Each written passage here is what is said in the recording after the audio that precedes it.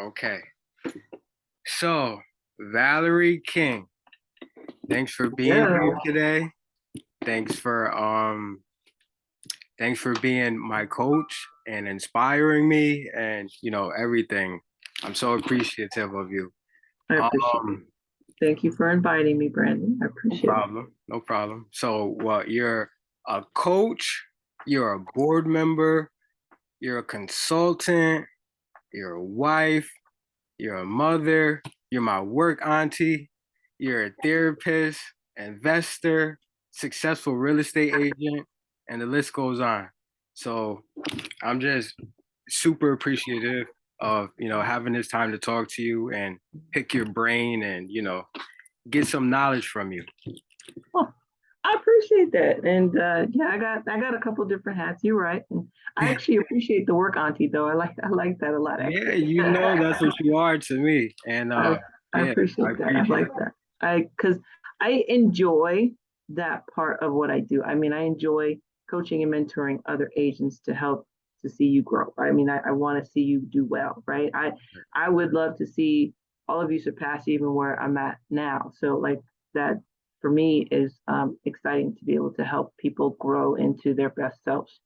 So Right.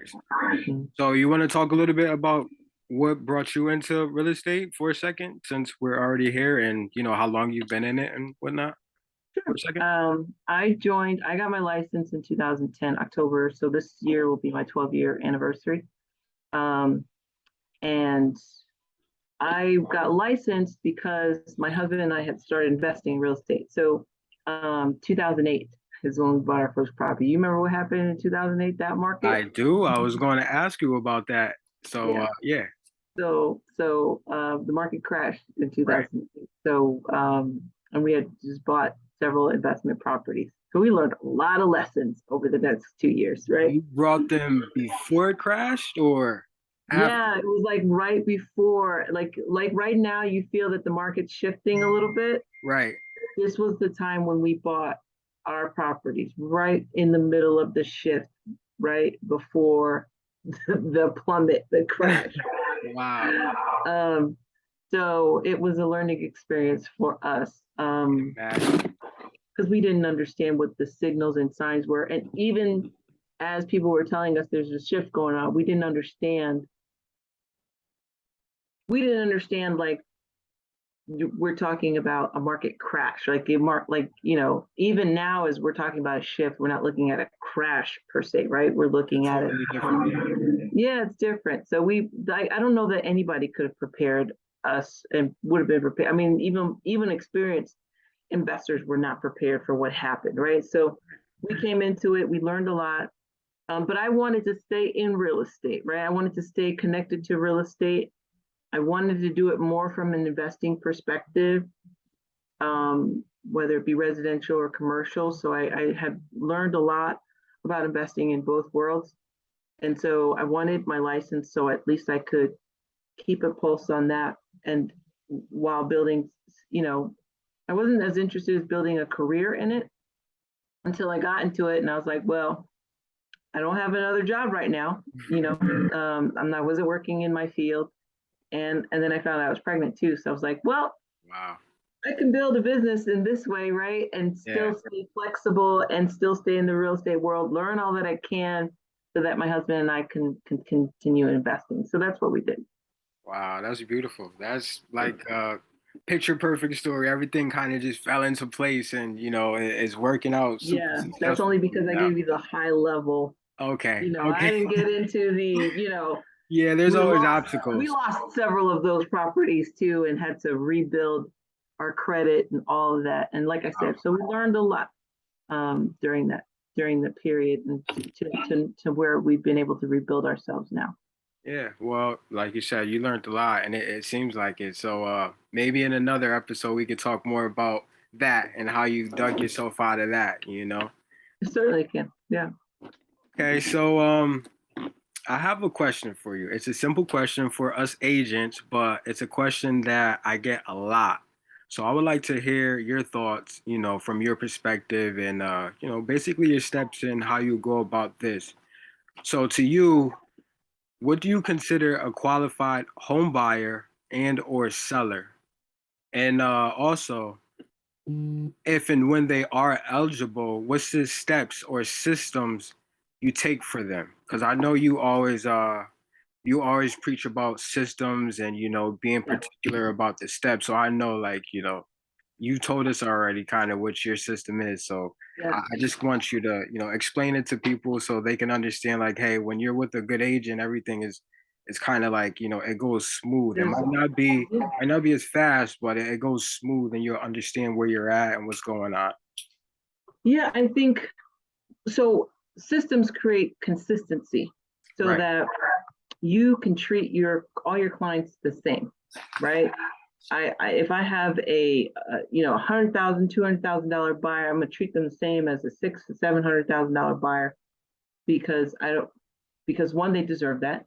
right, Two, I don't miss anything, right? I don't when once I go off script, that's when I know there's inevitably going to be something that was missed, and it's gonna ultimately cause some kind of an issue, right? Where I have to backtrack or you know, and if I let someone else take control of the process, right, that's when I usually have challenges. So I do have a process. So when it comes to buyers being qualified for the process, um, typically it's have they talked to a lender? Have they gotten pre-approved? Do they have their credit, where it's financeable? And do they have enough money for the purchase process, whether it's down payment, closing costs, or the costs in the middle, right, of the process. Um, so a lot of times I'll get people that'll come to me before they've gotten through all those steps, and I may end up coaching them as to what do you need. Okay, well, you need this credit score. This minimum credit score would be helpful for you to be able to get qualified. So either I can coach you through it. If it's a lot, like if there's a lot more to it, I may need to refer you out to a credit repair specialist or a credit repair counselor who can help you through building that up. And then once you've gotten that built up, like, do you have the money that you need now? So we'll talk about what that looks like. And now with all these different programs out there, that money situation you may not need as much as you might have needed before, right?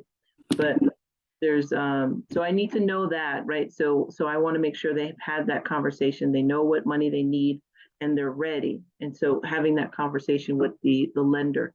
So that's a qualified buyer in my mind, is someone who has the credit, has the money, they know how much money they need, and they know what the numbers look like. Like, I know what the mortgage is going to look like, and I'm comfortable with the mortgage. I know what my closing costs are going to look like. I'm comfortable with that, right? That's a qualified buyer. The rest I can handle from there. But I need to know that they know what the seller. I need to know that they are committed to selling their house, right? So, and I need to know a qualified seller is someone that I've had a conversation with about pricing. We're on the same page about the pricing, where it needs to be priced in this market in order to sell, right? This shifting market now in order to sell. And, doing a walkthrough to find out if there's any work that needs to be done to present the house in the best light at that price, right? So there's some sellers that are like, I don't want to do any work. Okay, that's fine. The price has to reflect the condition of the property. If you want to maximize the amount of money that you want, then we may end up having to talk about some work or some staging that needs to be done. But so in my mind, that's a qualified seller, somebody who has their house prepared to sell, and they are in agreement with what the list price needs to be. that makes sense. Mm-hmm. So if a seller doesn't want to do any work, have you ever just brought their house and sold it? Like maybe you did the cleanup and this and that. Have you ever went about it that way? Because you came into it as an investor. So are you I still did, but remember at the time, we bought several investment properties and then the market crashed, right? And so we didn't have the wherewithal at the time to buy more. So it's taken us this time to build back up to the point where we're doing that. But in fact, I'm actually in the middle of the process of doing that now. So I had a seller, and I've been more so, right, and talking to other men. That's why mentors and talking to other people is so important, right? Other realtors and other people that are kind of thinking the way you think. Because I've got mentors that are like, Val, why don't you look at buying the house yourself before listing it? I'm giving them a price that would make sense as an investment, and then give them the list price, and then let them choose which one they want to do, right? And so I did that with a recent client who, you know, I'm looking at her situation. I'm like, she actually benefit more from a quick sale to an investor than she would even listing it, because she's got so much going on. She's not going to be able to prepare the house to sell to get the price that she wants. But an investor won't care. They'll clear it out. They'll do the work. And I'm like, well, I'm an investor. I can do that. And Right. so we made an offer that she was happy with, and we're happy with it. And so that's what we and so my goal is going to be doing more of that, looking for more opportunities when I have my listing appointments to say, is this something that I could just buy? Right, right.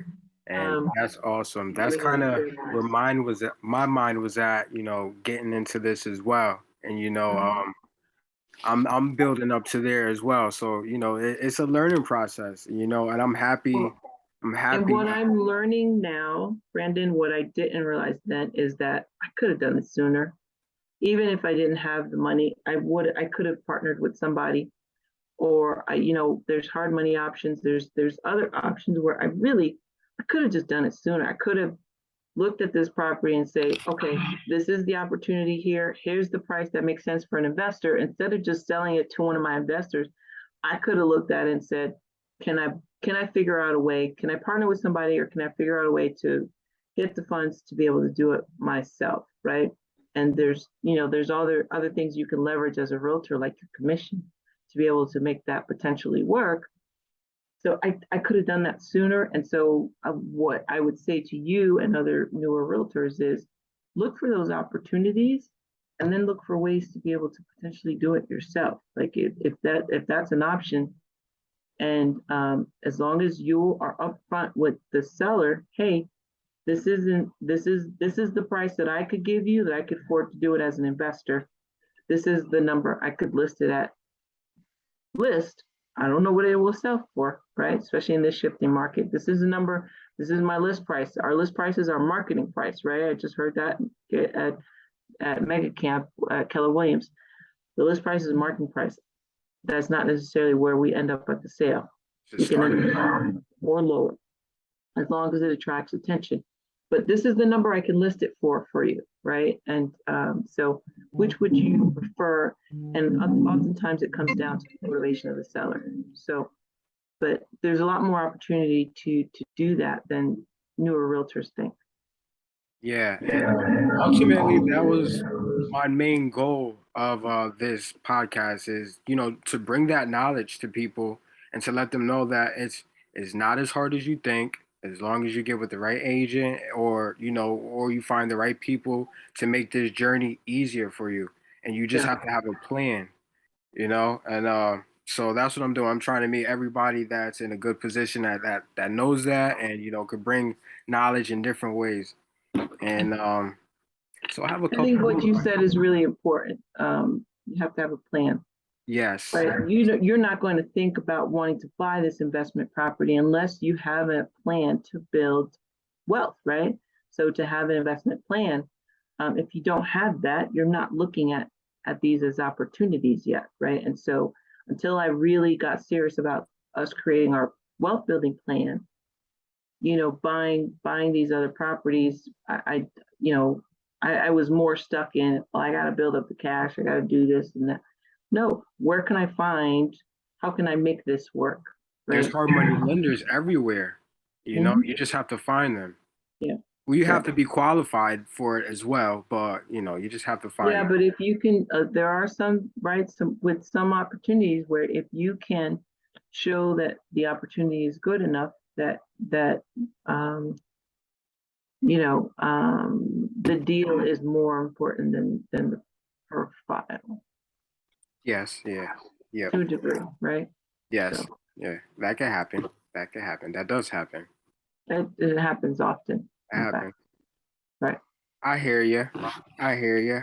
Okay, so at this point in your career, do you still work with buyers, sellers, and renters? I do. Yeah. You work with I don't do, so my goal has been to shift because I also run a team. So I have other realtors that I work with on my team.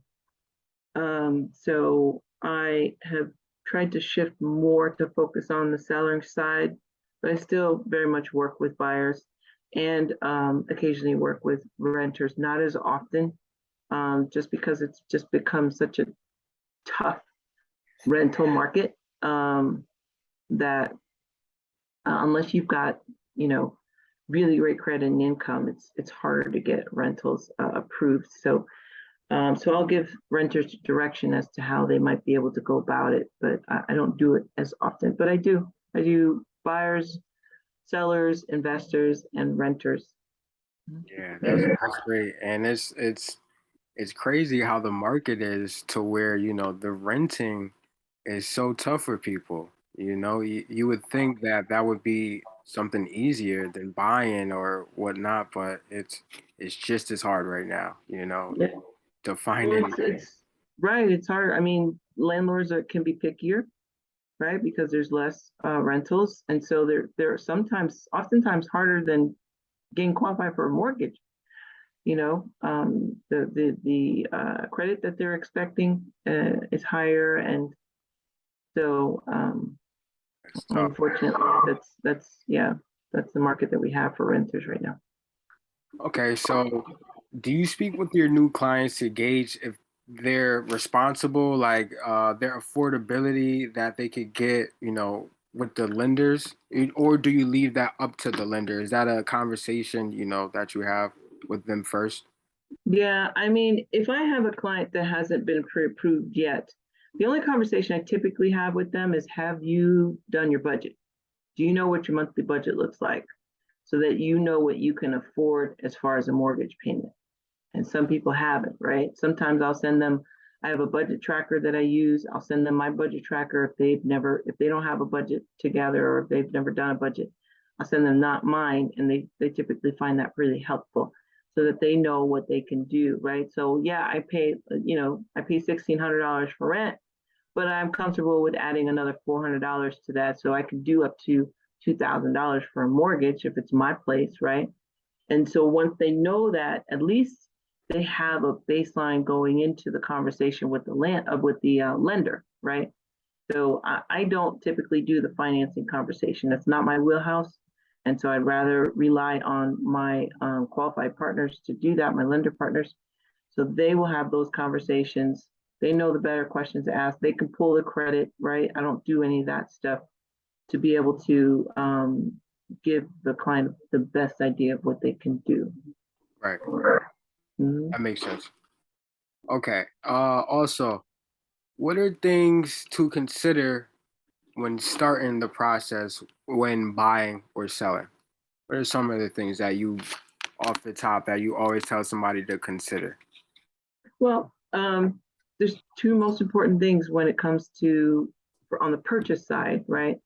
Is what does your credit look like, credit score, and is it in a financeable range? And so typically 620 and up is where most lenders want to see you. There are programs that will allow for lower, but 620 and up. And then if you're over 700, your interest rate options are even better, right? So that's what I'll tell buyers. So as you're preparing, those are the targets that you're trying to prepare for your credit, and then for your down payment and closing costs. Like, if do you have money saved? The goal right now is to save as much as you can based on when your goal your target purchase time frame is, right? So and what I would say is, because there are so many different programs, there are programs that offer down payment assistance and all that. um don't let how much money you have in the bank deter you from having the conversation, because you may find out that you can't qualify. But make sure you're still saving, because even if you don't need to use all that money for the purchase, you still own a house where you have repairs, you have maintenance. So you want to be able to close on a property and still have money in the bank. So those are the two most important things I will tell somebody who's preparing themselves for purchase. Keeping your credit in check and making sure that it is strong as it can be before you have the conversation, before anybody pulls your credit. And then your savings, right? Making sure you have savings and you're saving as much as you can. For the seller, starting to declutter your home, preparing your home for the sale, right? Decluttering, making sure that you're looking at your house as if you were a buyer yourself is really helpful, because then you might notice the smudges on the walls. Maybe we need to repaint this wall or these door frames because the kids keep touching the door frames, right?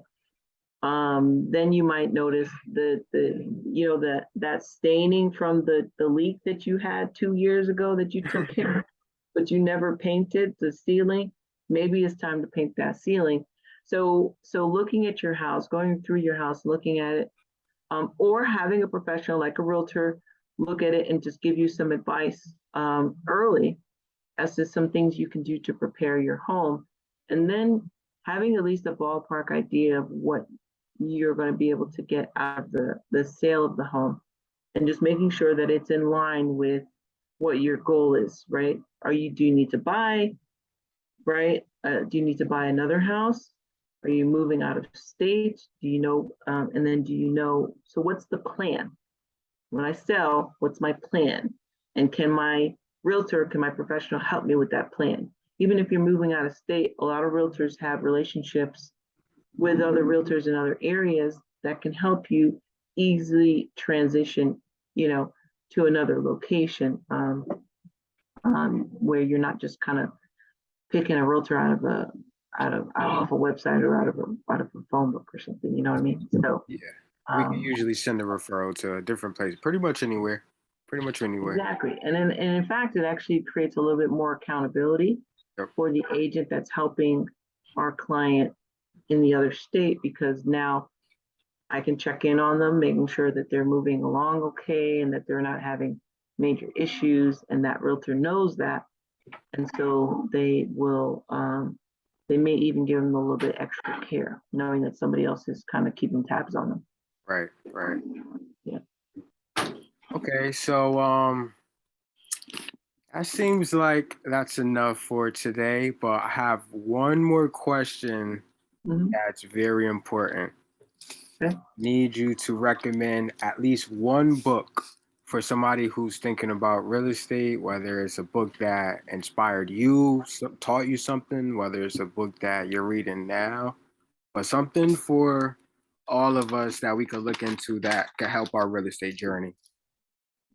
As an investor or as a purchaser, as what?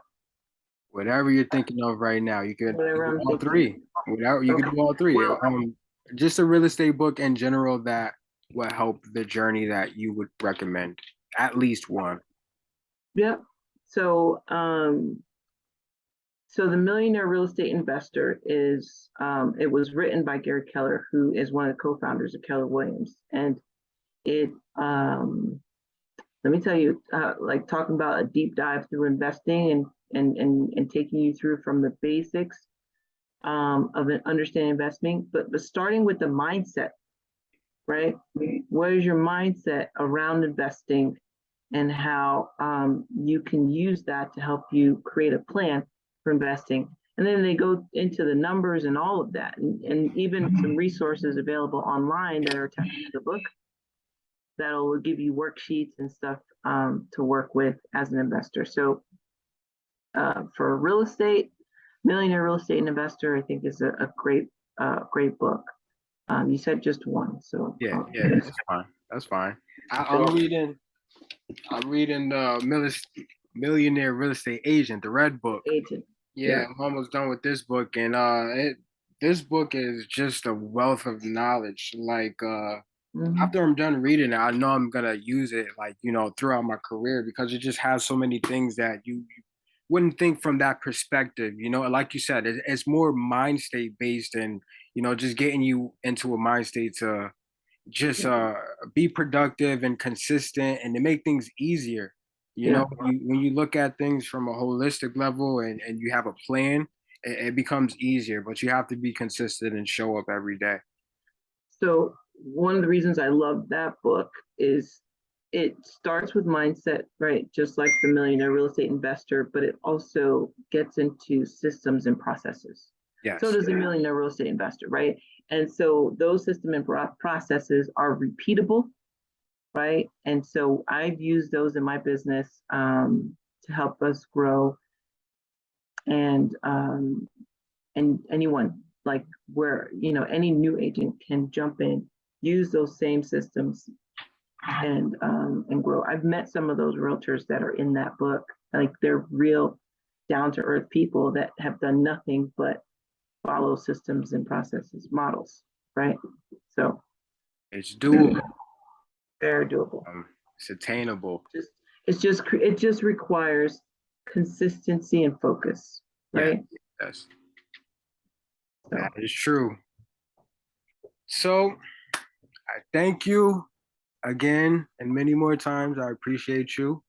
oh, I appreciate it. I could keep talking to you for a long time. This was great. I appreciate this, Brendan. Yeah. Thank you. I know All how right. busy you are though, so I'm gonna let you go and Yeah. I we'll look get forward back to to seeing another some one. more of your episodes for sure. Oh All right. yes, you will. Take All care. right. We'll talk soon. Bye Bye. bye.